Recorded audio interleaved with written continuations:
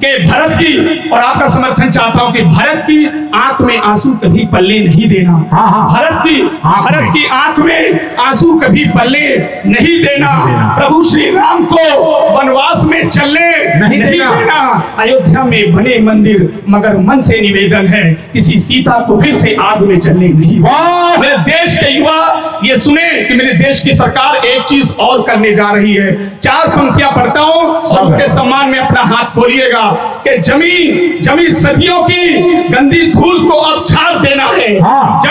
जमी सदियों की गंदी धूल को अब झाड़ देना है। हमें आतंकियों की छातियों को फाड़ देना है। अभी तो 370 हटाया, आज हमने है, अभी कल फिर पीओके पर तिरंगा काट देना है। अगर मिट्टी का अपना प्यार का मकान लगता है, ना चाची न अमेरिका न पाकिस्तान लगता है, सभी देशों से सुंदर अपना हिंदुस्तान लगता है। धनंजय भाई, आपने कहा कि अभी कोई ओज का कवि आएगा बड़ा चिल्लाएगा, लेकिन मैं आपको धनंजय भाई बताऊं कि जब देश का कोई बदतमीज आदमी हमारी इस पावन ग्रंथ रामचरितमानस पर बकवास कहता है, तब हम जैसे लोगों को चिल्लाना पड़ता है।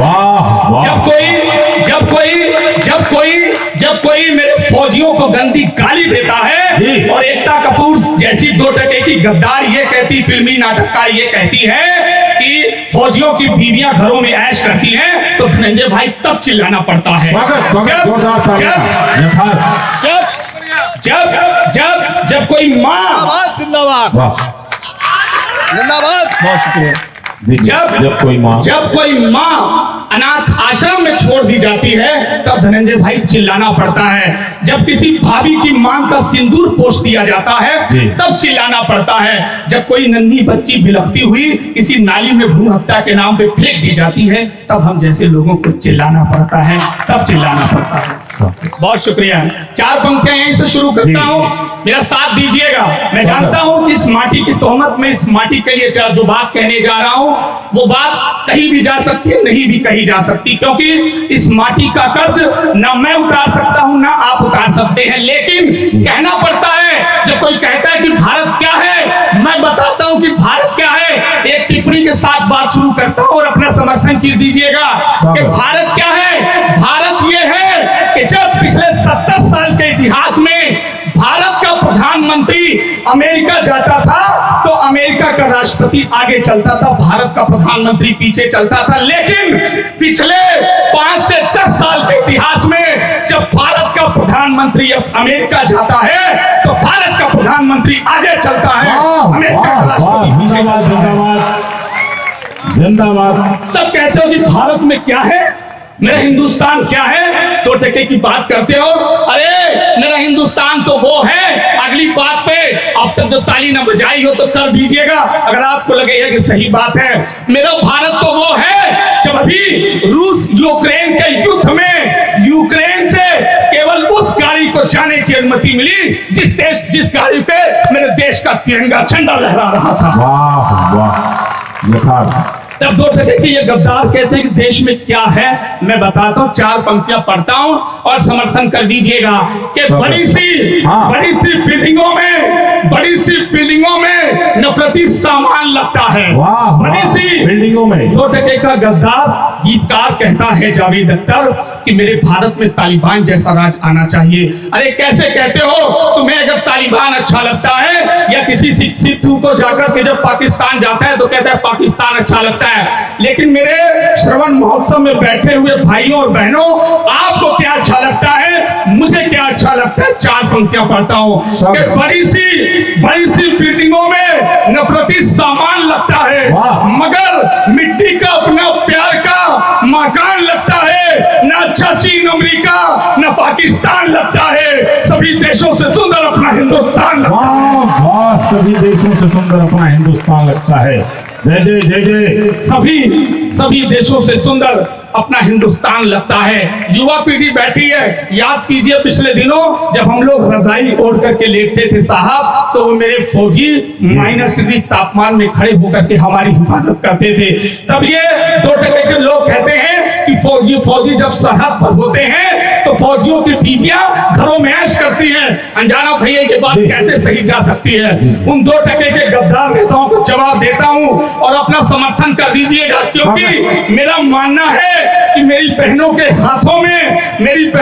हाथों में अगर भाइयों के लिए राखी जिंदा है, क्योंकि सरहद पर फौजी खड़ा होता है। अगर मेरे बुजुर्गों के हाथों में लाठियां हैं, क्योंकि सरहद पर फौजी खड़ा होता है। अगर किसी की मांग का सिंदूर जिंदा है, क्योंकि सरहद पर फौजी खड़ा होता है। एक बार ताली बजाकर फौजियों के सम्मान में समर्थन कर दीजिए। 4 पंक्तियां उन गद्दार नेताओं को जवाब देता हूं कि ये पानी मुस्कुराहट का कभी खारा ना आएगा। और अगर आपको लगता हो कि खाकी वर्दी मेरे सामने बैठी है, एक ये खाकी वर्दी और वो सरहद पर खड़े हुए खाकी वर्दियां, अपना समर्थन कर दीजिएगा। ये पानी मुस्कुराहट का कभी खारा ना आएगा। विजय पथ पर चलेंगे हम, कभी हारा न जाएगा। ये नेता अपने पेटों को अगर सैनिक बना लेंगे तो सरहद पे कोई फौजी कभी मारा ना जाएगा। वाह वाह, जिंदाबाद जिंदाबाद। सरहद पर तो कभी कोई सैनिक मारा न जाए। ये नेता अपने पेटों को अगर सैनिक बना लेंगे तो सरहद पे कोई फौजी कभी मारा ना जाएगा। कि मोहब्बत में जहर की बूंद का किरदार ना होता। अनजाना भैया, पिछले दिनों पुलवामा का हमला हुआ, आप सबने देखा। या पठानकोट का हमला हुआ, आप सबने देखा। शुभम भाई, चित्रों में लिपट करके लाशें आई, मालूम नहीं पड़ पाया कि कौन सा टुकड़ा किस माँ का बेटा होगा, कौन सा टुकड़ा किस बाबा का नाती होगा, या कौन सा टुकड़ा कौन सी बहन का भाई रहा होगा। 4 पंक्तियां वहां से सच निकालने की कोशिश की है। मैं कई दिनों का जागा हूं, आ जाने की बहुत दिक्कत थी, मुझे आ नहीं सकता था, लेकिन दुर्गेश भाई ने जो यहाँ के हालात बताए, मुझे लगा कि वो नींदें दूर करके ऐसे प्यारे कार्यक्रम में चलना चाहिए। तो इसलिए मेरा साथ दीजिएगा, मेरी वो थकान दूर हो जाएगी।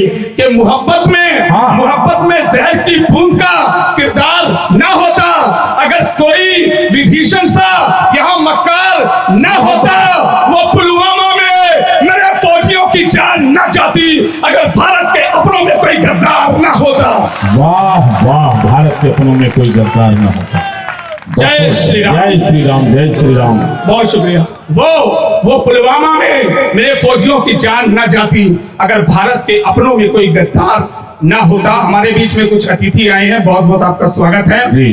और तमाम गणमान्य व्यक्तियों की गरिमामयी उपस्थिति हो रही है, उनकी गरिमामयी उपस्थिति को प्रणाम। माइक पर लवलेश यदुवंशी। पिछले दिनों अनजाना भैया एक बात आई, जब किसी खून के धब्बे को हटाया गया तब भी लोगों को चुलबुली होने लगी, लोगों को उल्टियां होने लगी। आप समझ सकते हैं मेरा इशारा कहां पर है। उस अनुच्छेद 370 के हटने पर भी लोगों को उल्टियां हुई, लोगों ने गालियां देनी शुरू कर दी, लोगों को पचा नहीं। लेकिन जरा कभी इतिहास खंगाल कर देख लीजिएगा, मेरे सामने मेरे बड़े बैठे हैं, इन्होंने तमाम इतिहास पढ़ा होगा कि कैसे वहां पर कैसे माओ के साथ बलात्कार कर दिया जाता था, कैसे हमारी बहनों को उठा करके लेकर के चले जाते थे वो जिहादी। उसके बाद फिर अनुच्छेद 370 हटने के बाद उन्हें उल्टियां होती हैं। लेकिन 4 पंक्तियां पढ़ता हूं। अब एक चीज मेरी सरकार, मेरे देश के युवा ये सुने कि मेरे देश की सरकार एक चीज और करने जा रही है। 4 पंक्तियां पढ़ता हूं और उसके सम्मान में अपना हाथ खोलिएगा कि जमी सदियों की गंदी धूल को अब झाड़ देना है। जमी सदियों की गंदी धूल को अब झाड़ देना है। हमें आतंकियों की छातियों को फाड़ देना है। अभी तो 370 हटाया, आज हमने है, अभी कल फिर पीओके पर तिरंगा गाड़ देना है। वाह वाह वाह, पीओके पे तिरंगा गाड़ देना है। जय जय, बहुत शुक्रिया, जिंदाबाद जिंदाबाद। बहुत शुक्रिया, बहुत शुक्रिया। जी जी। एक बार आदरणीय के लिए ताली बजा दीजिए, इनके प्यार को देखकर गदगद हुए। एक बार जोरदार तालियां बजाकर समर्थन कर दीजिए। बहुत शुक्रिया। अभी तो 370 हटाया, आज हमने है, अभी कल फिर पीओके पर तिरंगा गाड़ देना है। दिल्ली के शुभम भैया जेएनयू से एक नारे लगते हैं कि हमें आजादी चाहिए। मुझे ये नहीं समझ में आता चाचा कि क्या जो 15 अगस्त 1947 को आजादी मिली, क्या वो आजादी नहीं थी? पुरखों ने अंग्रेजों के कोड़े खाए, लाठियां खाई, उसके बाद भी 2 टके के गद्दार आजादी के नारे लगाते हैं। मेरी युवा पीढ़ी बैठी है, समझिएगा इस बात को।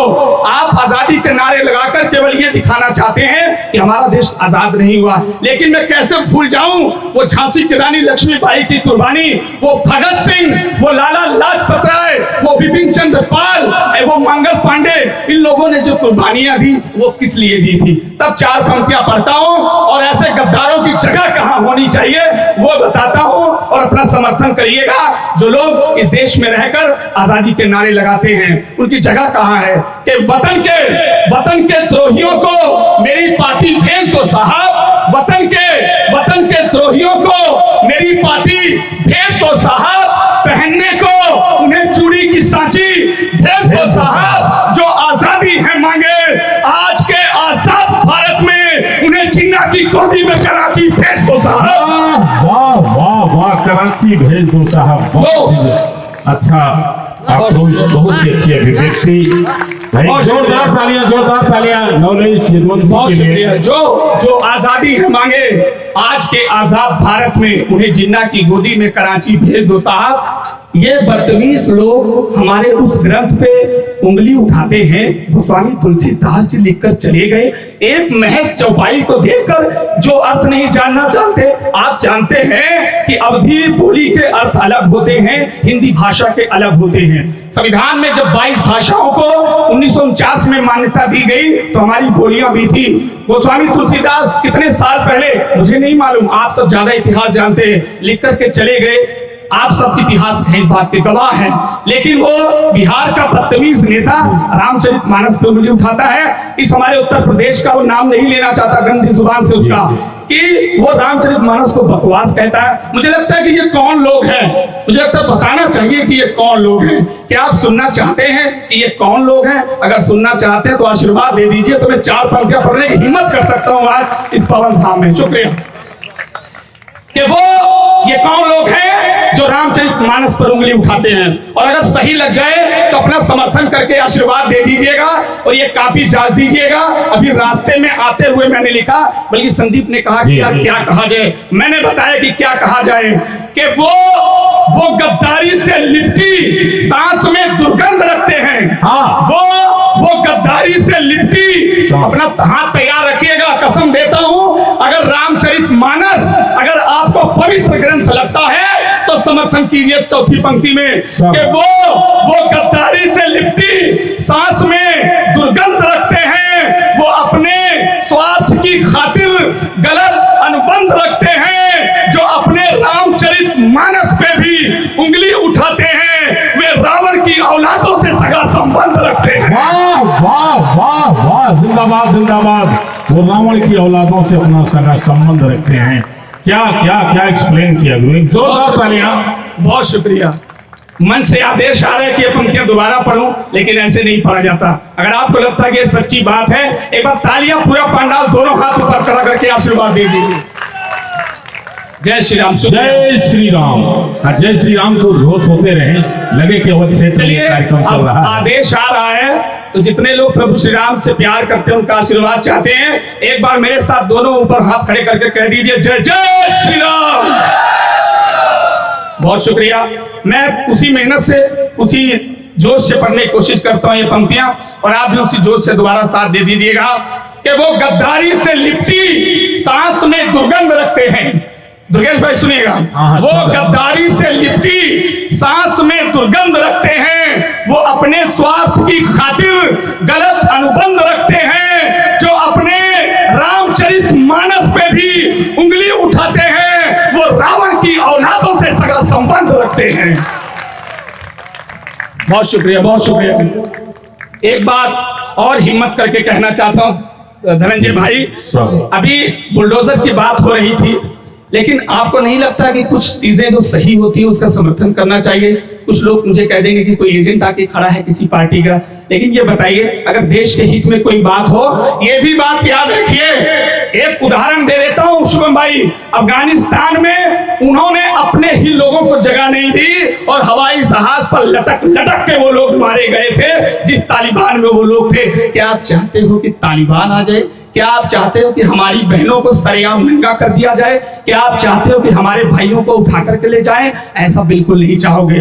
तब मैं 4 पंक्तियां पढ़ता हूं, इनके लिए क्या जरूरी है जो जिहादी हैं, जो दंगे करते हैं। अच्छा, एक बात और बता दूं, ये जो लोग रामचरितमानस पे चाचा अभी इतनी बकवास कर रहे थे, अगर एक बात बोल देते, क्षमा कीजिएगा, अगर ये बदतमीज नेता एक बार भी भूल से कह देंगे कि कुरान में बकवास लिखा है तो इनकी कदरें काट दी जाएंगी। इतनी हिम्मत किसी में नहीं होती है। आप कहते हो हम तो सहिष्णु हैं, हम सहिष्णु हैं, ये हमारी सहने की क्षमता है कि तुम कह करके चारों ओर घूम ले रहे हो। लेकिन दोस्त बच्चे कभी कह करके तो देखो। अभी पाकिस्तान का एक बयान आया, एक नेता कहता है, वो परमाणु बम की जब धमकी देता है चाचा, वो कहता है कि अगर आपको दुनिया को जीतना है तो एक हाथ में कुरान रखो, एक हाथ में परमाणु हथियार रखो। अगर यहाँ कह करके देख ले तो इनकी गर्दनें तन से अलग कर दी जाएंगी। एक बार तालियां बजाकर आशीर्वाद दे दी। 4 पंक्तियां पढ़ता हूं कि समय की मांग पर हथियार लेना भी जरूरी है।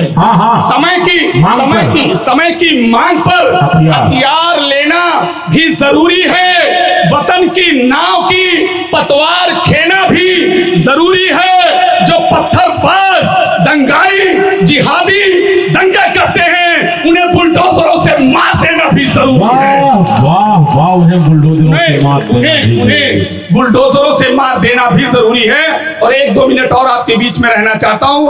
1-2 बात कहकर के अपनी बात को समाप्त करूंगा। और ये बात ये है, पिछले दिनों इस प्यारे से रंग पे उंगलियां उठी। वो पठान फिल्म आती है, वो जानबूझ करके इसको दिखाने की कोशिश करते हैं। लेकिन मैं आपको बता दूं अनजाना भैया, ये भगवा रंग क्या है? सुनिए ना, ये भगवा रंग क्या है? इसे बिगनी पहन करके बेशर्म रंग कहा जाता है। हमको आपको तो नाक कटा करके घर में बैठ जाना चाहिए। इस पवित्र रंग को जैसे गालियां दी जाती हैं और हम आप खुद में ही मिल करके उनका समर्थन कर देते हैं और उस गद्दार की 500 करोड़ की फिल्म का बजट करा देते हैं। कैसे आप लोग हो, कैसा मैं हूं? बताता हूं कि ये भगवा रंग क्या होता है। अगर जरा भी हिम्मत हो तो समर्थन करके बिना डरे बताइएगा कि ये भगवा रंग क्या होता है। कि यही राणा विवेकानंद की तस्वीर देता है। यही राणा विवेकानंद की तस्वीर देता है। युद्ध के क्षेत्र में लहरा के ये तकदीर देता है। मेरे प्यारे से भगवा रंग पे उंगली उठाना मत। ये भगवा रंग है जो दुश्मनों को चीर देता है। वाह वाह वाह, ये भगवा रंग है। ये भगवा को चीर देता है। ये भगवा रंग है जो दुश्मनों को चीर देता है। अयोध्या संस्कृति के फिर हंसी पैगाम आए हैं। चलने के लिए तैयार हूं। 1-2 मिनट साथ दीजिए कि अयोध्या संस्कृति के फिर हंसी पैगाम आए हैं। अयोध्या संस्कृति के फिर हंसी पैगाम आए हैं। यहाँ मंदिर के पूजन से ही चारों धाम आए हैं। और खिलाफत करने के पहले विरोधी सोच लेना तुम, कई कुर्बानियां दी तब प्रभु श्री राम आए। वाह वाह वाह, जिंदाबाद जिंदाबाद। कई कुर्बानियां दी तब प्रभु श्री राम आए हैं। बहुत उम्दा से। बहुत शुक्रिया। मेरा गला इसलिए बैठा है, मैं कई रातों से लगातार काव्य यात्रा पर हूं, क्षमा चाहता हूं। लेकिन 1-2 मिनट और हिम्मत करता हूं। श्रद्धा शौर्य जी बैठी हैं और पूजा मिश्रा यश जी बैठी हैं। महिला सशक्तिकरण मेरी छोटी बहन सिद्धि बैठी है। इनके स्वागत में और आप सबको देखते हुए माताएं बहनें बैठी हैं। 4 पंक्तियां पढ़ता हूं, सुनिएगा कि भरत की, और आपका समर्थन चाहता हूं कि भरत की आंख में आंसू कभी पल्ले नहीं देना। भरत की आंख में आंसू कभी पल्ले नहीं देना। प्रभु श्री राम को वनवास में चलने नहीं देना। अयोध्या में बने मंदिर, मगर मन से निवेदन है किसी सीता को फिर से आग में चलने नहीं। वाह वाह वाह वाह वाह, किसी सीता को फिर से आग में जलने नहीं देना। जब हमारी माओ को अनाथ आश्रम में छोड़ दिया जाता है तब उन कुपुत्र बेटों को जवाब देता हूं कि दवाई या कभी भी सेब की फाड़ी ना दे पाए। अंतिम 1-2 नुक्ता पढ़ करके अपनी जगह लेता हूं कि दवाई या कभी भी सेब की फाड़ी ना दे पाए। और मैं आपसे समर्थन इसलिए मांगता हूं कि अपने घर में बैठी हुई अपनी माँ को देखिएगा। और ये 4 पंक्तियां, एक दृश्य मैंने देखा है, उस दृश्य को 4 पंक्तियों में पिरोया है कि दवाई या कभी भी सेब की फाड़ी ना दे पाए। कभी इलाज की खातिर कोई गाड़ी न दे पाए, वो अपनी प्रेमिका को गिफ्ट मोबाइल तो दे आए मगर घर में पड़ी माँ को कभी साड़ी न दे पाए, मगर घर में पड़ी माँ को साड़ी न दे पाए कि यही दुखों को हरती है, यही तो मर्म लेती है, यही दुखों को हरती है, यही तो मर्म लेती है, यही लज्जा, यही इज्जत, यही तो शर्म लेती है। और बड़े ही शौक से बाबुल मेरे अक्सर कहा करते, किसी का भाग्य अच्छा हो तो बेटी जन्म लेती है, किसी का भाग्य अच्छा हो तो बेटी जन्म लेती है। और दूती हिमा सिंह, पिछले दिनों हमारे देश में ओलंपिक मेडल होते, ओलंपिक खेल होते हैं। एक सच्ची कड़वी बात कहने चल रहा हूं, मुझे लगता है कि आपका समर्थन जरूर मिलेगा, हिम्मत करके कह रहा हूं। पिछले दिनों ओलंपिक खेल होते हैं तो देश में पुरुषों के मेडल ज्यादा आते हैं, हमारी बहनों के मेडल ज्यादा नहीं आ पाए। मैंने एक बारीक सच निकालने की कोशिश की, अगर सही हो तो देश की हर एक बेटी के समर्थन में अपना हाथ खोलिएगा। मैंने कहा कि दूती हिमा सिंह ढेरों साइन लग गई होती, दूती हिमा सिंह ढेरों साइन लग गई होती, विदेशों में स्वदेशी की पिवाइन लग गई होती, विदेशों में स्वदेशी की पिवाइन लग गई होती। अगर हम कोख में इन बेटियों का कत्ल न करते तो भारत में भी मेडलों की ही लाइन लग गई होती, तो भारत में भी मेडलों की ही लाइन लग गई होती। और अंतिम बात कहकर के अपनी बात को समाप्त करता हूं कि जो कर दे हाल को बेहाल ऐसा हाल ना आए, जो कर दे हाल को बेहाल ऐसा हाल ना आए, किसी से मिल भी ना पाए ये एक जंजाल ना आए, कोई भी साल आ जाए मगर ये है दुआ मेरी, कोरोना की तरह कोई दोबारा साल ना आए। बहुत बहुत शुक्रिया। एक बार बोलिए भारत माता की जय, भारत माता की जय। एक बार दोनों हाथ, मजा नहीं आया, भारत माता की जय। बहुत बहुत शुक्रिया, जय हिंद।